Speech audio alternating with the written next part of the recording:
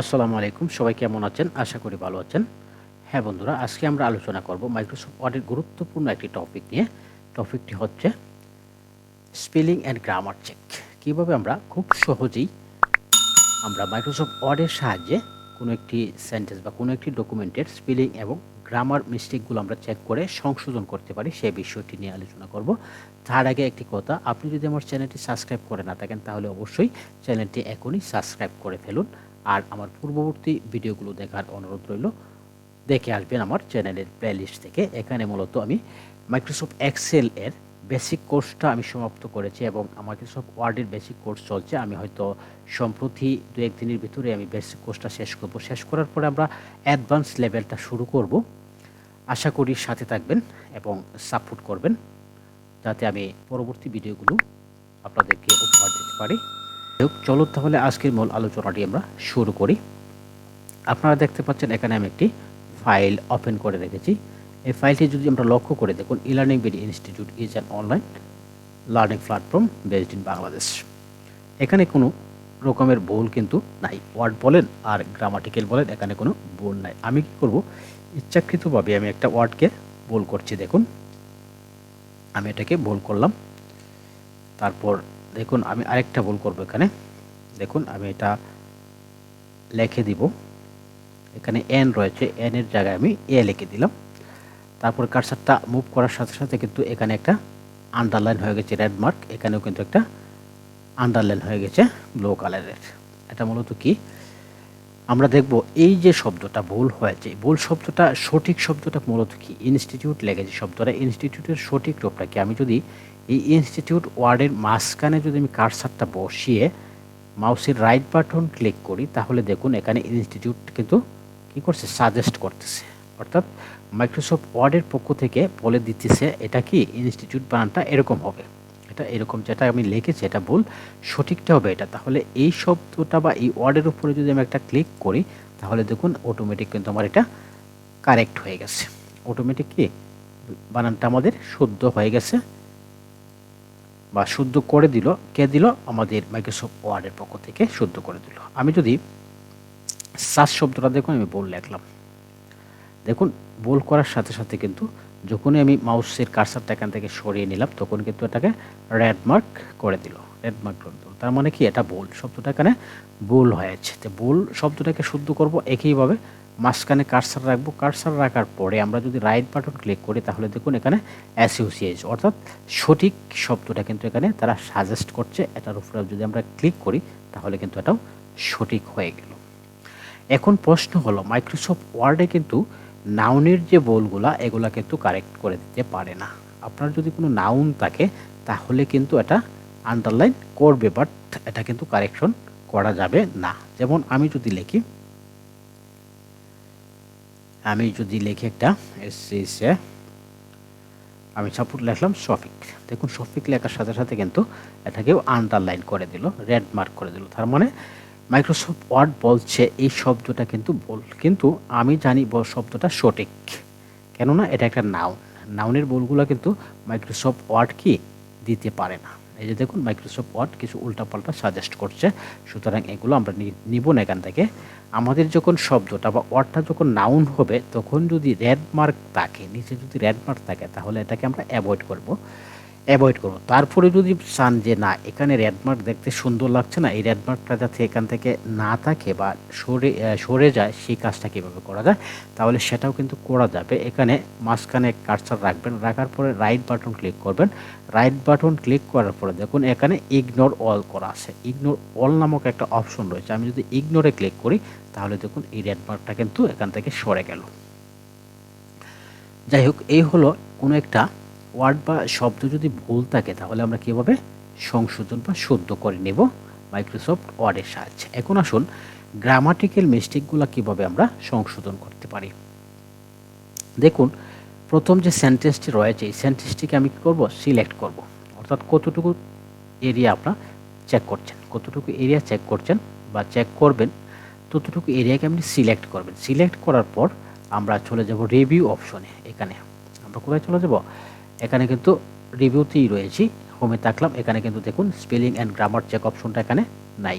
আমরা যখন রিভিউতে চলে যাব, দেখুন এখানে একটা স্পেলিং অ্যান্ড গ্রামার নামে একটা অপশন কিন্তু চলে আসছে। আমরা যদি এখানে স্পেলিং অ্যান্ড গ্রামারের উপরে ক্লিক করি তাহলে দেখুন এখানে দেখুন কি এই যে দেখুন এটা কিন্তু সিলেকশন হয়ে গেছে, এখানে এটা কিন্তু অটোমেটিক সিলেকশন হয়ে গেছে এবং ডান পাশে লক্ষ্য করুন গ্রামার এ ইগনোর এন, অর্থাৎ এটা আমার এখানে লেখা রয়েছে, এটার পরিবর্তে কি হবে মাইক্রোসফট ওয়ার্ড এখানে সাজেস্ট করতেছে এর পরিবর্তে হবে এন।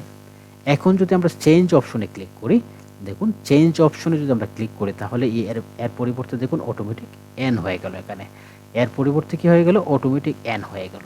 এইভাবে চাইলে আমরা গ্রামাটিকের মিস্টেকগুলো কি করতে পারি চেক করতে পারি, চেক করে আমরা সংশোধনও কিন্তু এখান থেকে করে নিতে পারি। যাই হোক আমরা দেখে নিলাম স্পেলিংটা এবং গ্রামাটিক্যাল মিস্টেকগুলো কীভাবে আমরা সংশোধন করব। ওকে, তারপর আরেকটি বিষয় লক্ষ্য করুন, আমরা এখানে দেখব, আমরা যদি এখানে লিখি আরেকটি বিষয়, এখানে একটা চমৎকার একটা বিষয় রয়েছে, আমি যদি এখানে লিখি যেমন আমি লিখলাম আই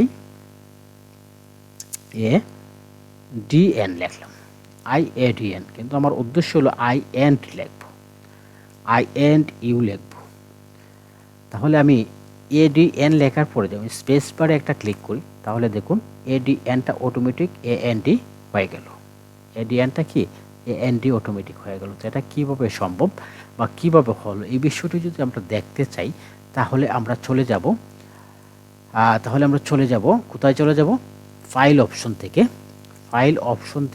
ফাইল অপশনে একটা ক্লিক করব, ক্লিক করার পর আমরা চলে যাব নিচে, একদম নিচে অপশনসে যাওয়ার পর আমরা চলে যাব প্রুফিং অপশনে, প্রুফিংতে যাওয়ার পর দেখুন এখানে অটো কারেক্ট অপশন নামক একটা অপশন রয়েছে, এখানে যদি আমরা একটা ক্লিক করি তাহলে দেখুন এখানে চলে আসছে একটি বক্স চলে আসছে এবং এখানে কিছু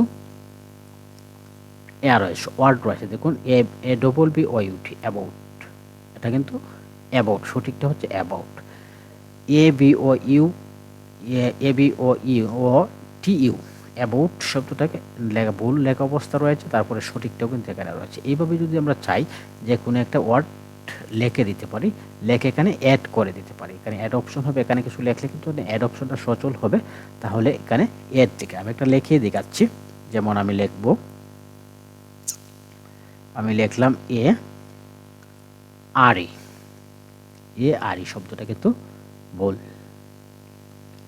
না সরি এ ই আর আমি লিখলাম ভুল, লিখলাম এ ই আর লিখলাম ভুল, আর এটা সঠিকটা হবে এ আর ই আর। লেখার পরে এটাকে যদি আমি অ্যাড করে দিই, এখানে দেখুন অ্যাড অপশনটা সচল হয়ে গেল, আমি যদি অ্যাড করে দিই, আমি এটাকে এ ই আর লিখলে কিন্তু এ আর ই হয়ে যাবে। আমি ওকেতে ক্লিক করলাম, ক্লিক করার পরে আমরা যদি আমরা এখানে লিখি, দেখুন আমি লিখব এ ই আর, দেখুন তারপরে আমি স্পেস বারে একটা ক্লিক করলাম, অটোমেটিক এ আর ই হয়ে গেল। এভাবে চাইলে আপনি যদি কোনো একটা কোম্পানির কাজ করেন তাহলে এই কোম্পানির নামটা বা কোনো একটা ডকুমেন্টে যে টেক্সটটা খুব বেশি লেখার প্রয়োজন হয় সেই টেক্সটটাকে যদি এখানে এন্ট্রি করে দেন তাহলে এই টেক্সটটা ভুল থাকলেও অটোমেটিক মাইক্রোসফট ওয়ার্ডের পক্ষ থেকে কি কারেক্ট হয়ে যাবে, কারেকশন করে নেবে মাইক্রোসফট ওয়ার্ডে। এভাবে চাইলে আমরা এখান থেকে কিন্তু প্রুফিং অপশনে কিন্তু কিছু শব্দ আমরা অ্যাড করে দিতে পারি, কমন কিছু শব্দ, যে শব্দগুলো আমরা কোনো একটা ডকুমেন্টে বারবার ব্যবহার করি সেই শব্দগুলো যাতে ভুল না হয়, এইভাবে চাইলে আমরা কি করতে পারি এই শব্দগুলোকে অ্যাড করে নিতে পারি। তারপর বন্ধুরা আরেকটি বিষয়, এখানে দেখুন আমি লিখলাম, সাপোজ কি লিখব, আমি লিখব ওয়েলকাম,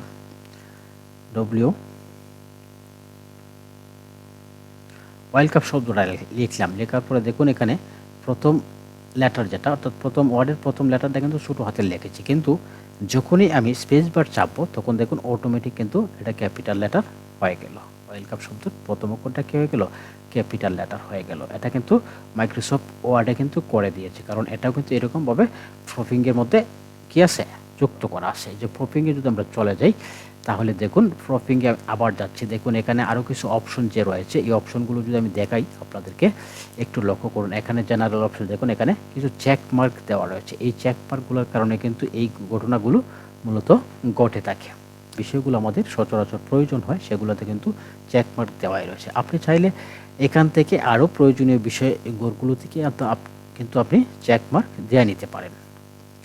আপনার প্রয়োজন মতো এখানে যে অপশনগুলো রয়েছে এগুলোর মধ্যেও আপনি কিন্তু চেক মার্ক দিয়ে নিতে পারেন, দিয়ে নিলে কিন্তু এরকম হবে। তারপরে দেখুন সেভ অপশনে এরকম বিষয় কিন্তু রয়েছে, অ্যাডভান্স অপশনে রয়েছে এরকম ল্যাঙ্গুয়েজের মধ্যেও কিন্তু দেখুন এখানে English, maths, Microsoft Windows default অবস্থা রয়েছে কি ইংলিশ। এটাকে চাইলে আপনি আপনার মতো করে পরিবর্তন করে নিতে পারেন। এখান থেকে আমি বেরিয়ে গেলাম।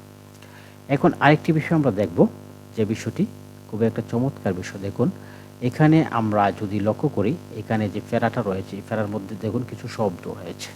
আমরা কিভাবে এখান থেকে নির্দিষ্ট একটা শব্দকে আমরা খুঁজে বের করব এবং এই শব্দটার পরিবর্তে চাইলে আপনি অন্য কোনো শব্দ ব্যবহার করতে পারেন। সাপোজ আপনি যদি এখানে ওয়েব শব্দটাকে খুঁজি,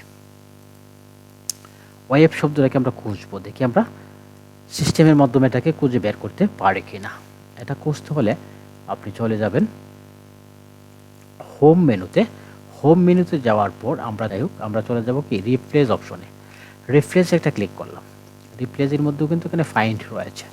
আমরা এখানে রিপ্লেস অপশনে ক্লিক করব।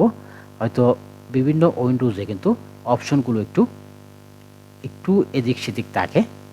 হয়তো এখানে উইন্ডোজ 10 যেহেতু এটাতে রিপ্লেসে ক্লিক করব। রিপ্লেসে ক্লিক করার পর আমরা ফাইন্ড অপশনটা কিন্তু এখানে পেয়ে গেলাম এবং রিপ্লেসও পেয়ে গেলাম, গোটও পেয়ে গেলাম। তাহলে ফাইন্ড অপশনে থাকা অবস্থা, এখানে ফাইন্ড অপশন অ্যাক্টিভ থাকা অবস্থা অথবা অ্যাক্টিভ না থাকলে ফাইন্ডে একটা ক্লিক করবেন। ক্লিক করার পরে এখানে আমরা লিখে দিব আমরা কি খুঁজতে চেয়েছিলাম, ওয়েব। সাপোজ আমি এখানে ওয়েব লিখলাম। ওয়েব লেখার পর দেখুন, ওয়েব লেখার পর এই ওয়েব শব্দটাকে আমরা ফাইন্ড করব, খুঁজে বের করব এখানে ওয়েব শব্দটা কোথায় রয়েছে। ওয়েব শব্দটা এখানে কোথায় রয়েছে এটাকে আমরা কি করব, খুঁজে বের করব। তাহলে আমি যদি ফাইন্ড নেক্সটে ক্লিক করি তাহলে দেখুন আমার এখানে ওয়েব যে রয়েছে এই যে ওয়েবটাকে কিন্তু সিলেক্ট করেছে। আমি যদি এটাকে রিডিং হাইলাইট করি তাহলে দেখুন হাইলাইট অল দেওয়ার পরে দেখুন এখানে কিন্তু যে কয়েকটা ওয়েব শব্দ রয়েছে এখানে কিন্তু হাইলাইট হয়ে গেল। এখানে একটা ওয়েব শব্দ রয়েছে আর এখানে একটা ওয়েব শব্দ রয়েছে, দুইটাই কিন্তু হাইলাইট হয়ে গেল। এখন চাইলে এই ওয়েব শব্দ দুইটাকে আমরা কি করতে পারি, অন্য কোনো শব্দে কনভার্ট করতে পারি। যেমন ধরুন আপনার একটা ডকুমেন্ট রয়েছে, এই ডকুমেন্টে কোনো কোম্পানির নাম বা কোনো সেলারের নাম বা অন্য কোনো ব্যক্তির নাম বারবার ব্যবহার করা হয়েছে। আপনি চাচ্ছেন শুধু এই ব্যক্তির নামের পরিবর্তে অন্য একজন ব্যক্তির নাম বসিয়ে দেবেন। তাহলে কিভাবে, পুরো ডকুমেন্টটা চেঞ্জ না করে শুধু ব্যক্তির নামটা পরিবর্তন করে দেবেন বা কোম্পানির নামটা পরিবর্তন করে দেবেন। তাহলে কিভাবে করবেন, একটা করে ম্যানুয়ালি করবেন না, একটা করে ম্যানুয়ালি করার প্রয়োজন নাই। এখানে যাবেন, শুধু রিপ্লেসে যাবেন। রিপ্লেসে যাওয়ার পর ফাইন্ডের করে যে শব্দটাকে আপনি পরিবর্তন করতে চান সেই শব্দটা লিখবেন।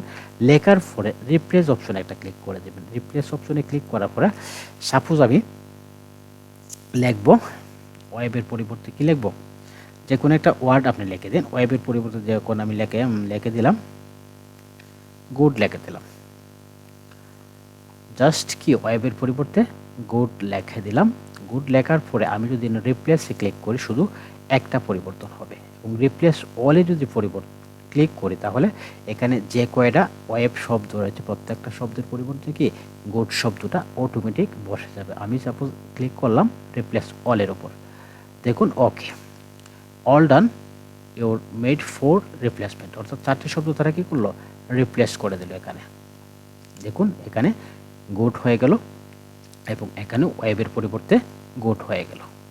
দারুণ একটি বিষয়। এইভাবে চাইলে আপনি কোনো ওয়ার্ডকে রিপ্লেস করে দিতে পারেন।